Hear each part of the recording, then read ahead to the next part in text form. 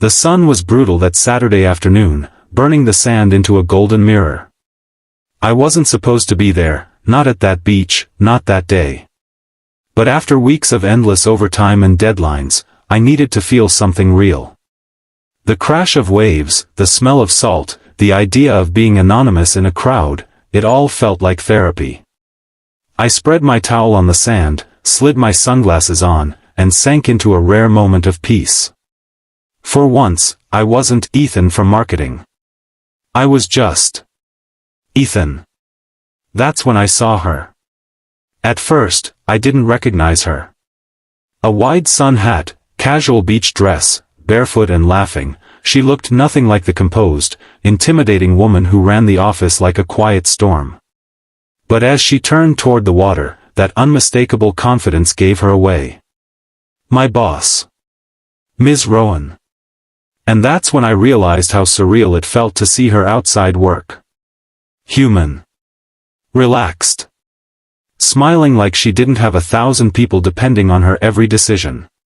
I was honestly just surprised, until I noticed something else. A little girl, maybe 6, playing by her feet. Same green eyes.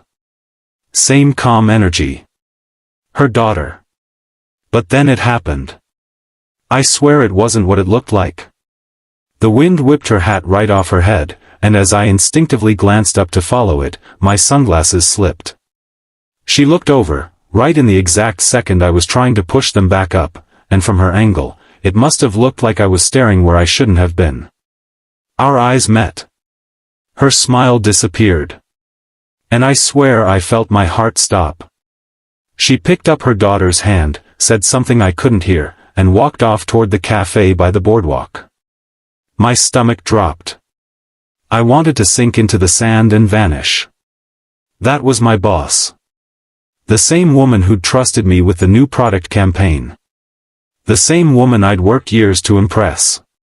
And now she thought I was some creep ogling her at the beach.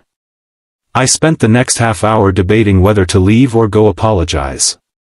Every option felt humiliating. But then I remembered something she'd said at work once, during a team meeting. We fix mistakes not by running from them, but by facing them with honesty.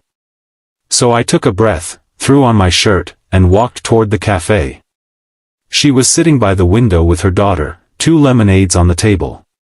Her expression softened when she saw me, but her eyebrows raised just enough to say, "This better be good." I approached cautiously. "Ms. Rowan, sorry, I didn't mean to intrude on your day off. I think I gave you the wrong impression back there."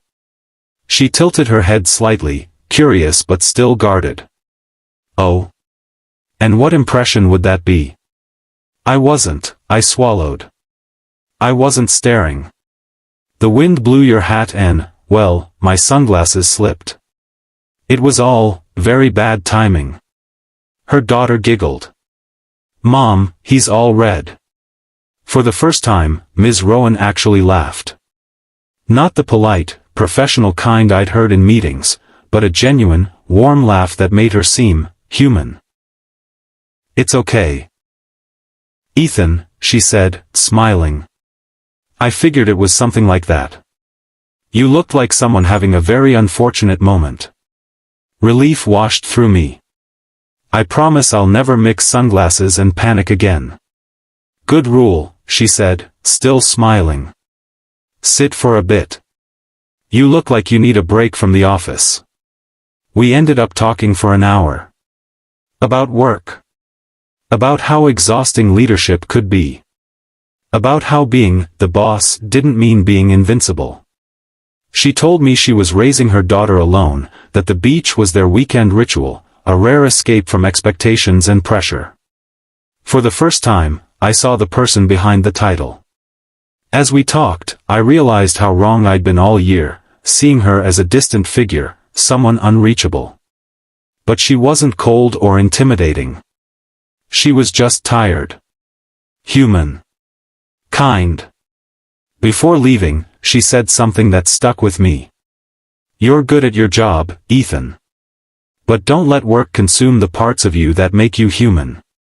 The creativity, the warmth, the life you bring, that's why I hired you. Remember that. That line stayed with me long after the summer ended. When Monday came, she walked into the office as the same composed Ms. Rowan everyone knew. Except when she passed my desk, she gave me a knowing smile and whispered, "Hope your sunglasses survived." I laughed quietly. Barely. But more than the embarrassment, that day changed something in me. I stopped trying to impress people by working myself numb. I started taking breaks, connecting more with my team, even volunteering to mentor new hires. Because of one awkward beach encounter, I learned that real strength, real leadership, comes from kindness and authenticity, not perfection. And every now and then, when things get too heavy, I think back to that windy afternoon at the beach, where my boss caught me looking in the wrong place, but somehow helped me start looking at life the right way. Sparkle's moral. Sometimes, the most embarrassing moments lead to the most human lessons. When we choose honesty and kindness over fear and pride, we discover that even awkward mistakes can open the door to understanding and unexpected compassion.